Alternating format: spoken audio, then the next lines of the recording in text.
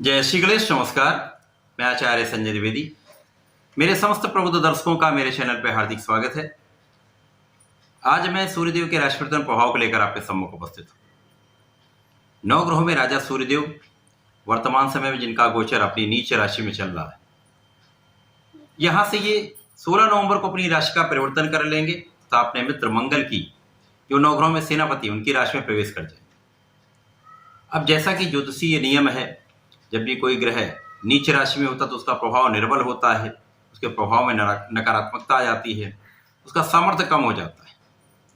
इसी प्रकार से जब कोई ग्रह एक अच्छी अवस्था में पहुंचता है, एक अच्छे भाव में पहुंचता है, मित्र की राशि में होता है या अपनी ही राशि में हो, अपनी उच्च राशि में, तो उसका बल बढ़ जाता है।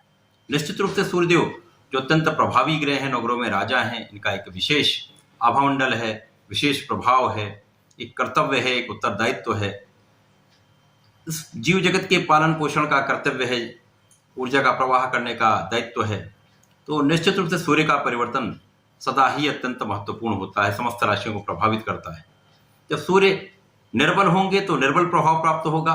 तो ये कहीं न कहीं आत्मबल के कारक सूर्य हैं, पिता के कारक सूर्य हैं, सरकारी तंत्र के कारक सूर्य हैं, शासन सत्ता के कारक सूर्य, तो इसमें निर्बलता आती है। इन सभी भावों से आपको लाभ नहीं मिलता, निर्बल प्रभाव मिलते हैं। परंतु जब सूर्य एक अच्छी अवस्था में होते हैं तो पिता का भी सहयोग मिलता है, पैतृक संपत्ति का लाभ मिलता है, आपका आत्मबल बहुत अच्छा होता है, आपका कॉन्फिडेंस बहुत अच्छा होता है, शासन सत्ता से पूर्ण लाभ आपको मिलता है, शासन सत्ता से आपको सफलता की प्राप्ति होती है।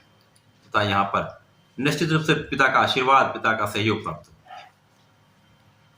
अब जब वृश्चिक राशि में सूर्यदेव का परिवर्तन हो जाएगा तो ये वृश्चिक राशि के स्वामी मंगल के साथ ही होंगे। तो मंगल के साथ मंगल की राशि में होंगे तो इनका बल और बढ़ जाएगा, क्योंकि यहाँ पर एक महापराक्रमी योग बन जाएगा। परंतु ये योग अलग अलग राशियों के लिए अलग अलग भाव में बनेगा, अलग अलग स्थानों पर बनेगा, उसी के अनुसार ही परिणाम की प्राप्ति हो।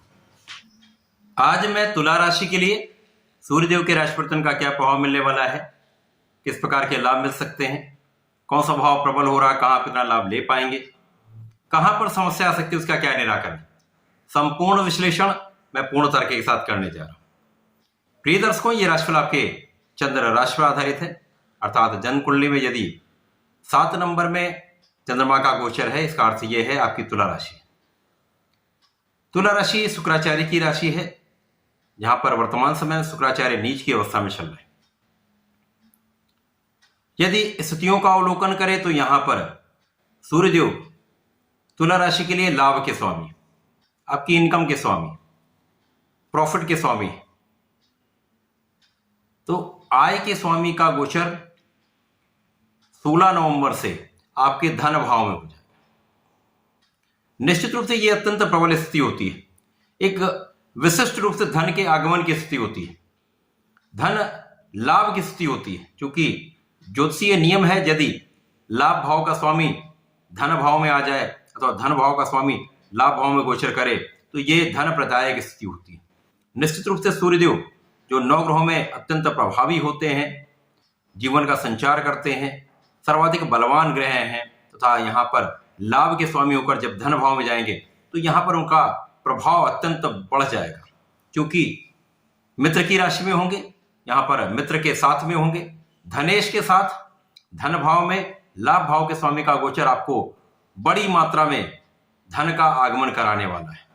विशिष्ट रूप से यहाँ पर धन की प्राप्ति होगी, बड़े धन का लाभ, साथ ही साथ परिवार का पूर्ण सहयोग, पारिवारिक संपत्ति से आप एक अच्छा अर्जन कर सकते हैं, पिता का पूर्ण आशीर्वाद आपको प्राप्त होगा, साथ ही साथ यहाँ पर आपके बल में वृद्धि हो जाएगी, आपका सामर्थ्य बढ़ जाएगा। क्योंकि यहाँ पर शुक्राचार्य की स्थिति कुछ निर्बल है, परंतु सूर्य और मंगल का बल आपको महापराक्रमी बना रहा है, महासामर्थ्यवान बना रहा है। तो यहाँ पर आपके लग्न की निर्बलता होने के बाद भी आपकी कार्यक्षेत्र की प्रबलता आपको प्राप्त होगी, आपके ज्ञान में वृद्धि होगी, आपके विशिष्ट ज्ञान में वृद्धि होगी, आप रिसर्च बहुत अच्छा करेंगे, साथ ही साथ आपके अध्यात्म में वृद्धि होगी।